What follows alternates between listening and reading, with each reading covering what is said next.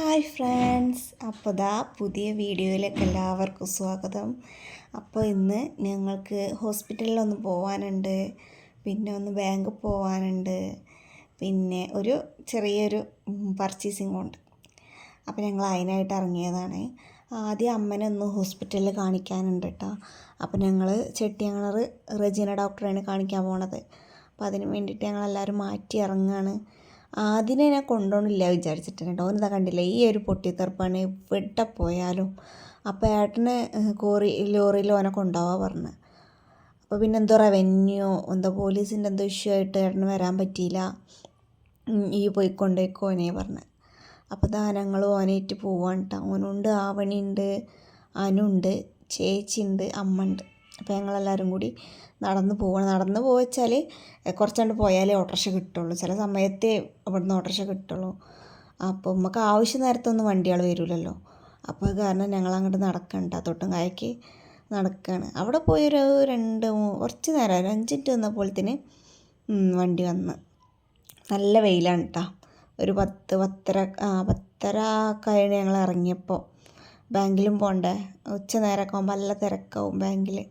അപ്പോൾ അമ്മനെ ഡോക്ടറെ കാണിച്ചിട്ട് നേരെ ബാങ്ക് പോകാൻ വിചാരിച്ച്. അപ്പോൾ ഞങ്ങളിങ്ങനെ നടക്കുകയാണ് കേട്ടോ. കുറച്ചുകൊണ്ട് നടക്കാനുണ്ടാകുന്നുണ്ട്. അതൊരു പുതിയ വീടാണ്, ഇപ്പോൾ അടുത്തുണ്ടാക്കിയൊരു വീടാണ്. അപ്പോൾ ഞങ്ങളെല്ലാവരും കൂടി നടക്കുകയാണ്. ആദ്യമോ പൊട്ടിത്തെറുപ്പ് കളിച്ചപ്പോൾ ഞാനും എൻ്റെ അടുത്ത് ഫോൺ കൊടുത്തതാണ്. ഓനോട് ഹായ് പറയാൻ പറഞ്ഞപ്പോൾ വാശിയാണ്, ഓന് മണ്ടാണ്, മണ്ടി കളിക്കുകയാണ്.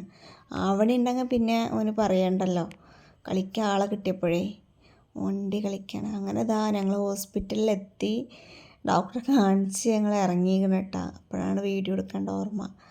അപ്പോൾ ഡോക്ടറെ കാണിച്ച് ഇറങ്ങുകയാണ്. അങ്ങനെ ഇനി ഇവിടുന്ന് ഓട്ടോറിക്ഷ കയറിയിട്ട് വേണം ഇനി കോഴിച്ചനയ്ക്ക് പോകാൻ, ബാങ്കിക്ക്. അപ്പോൾ ആദ്യം ചെരുപ്പ് ഇട്ടിട്ടില്ല. അപ്പോൾ ഓന് കാല് പൊള്ളണുണ്ട്.